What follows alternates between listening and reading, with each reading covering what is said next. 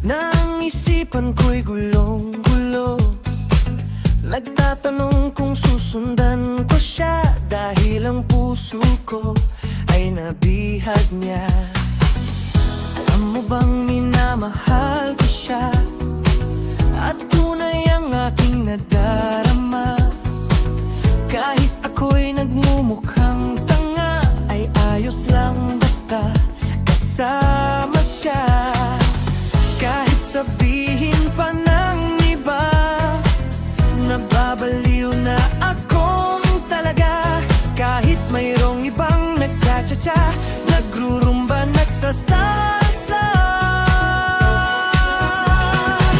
Pwedeng sabihin ko to sa kanya, ang puso ko'y nahihirapan na.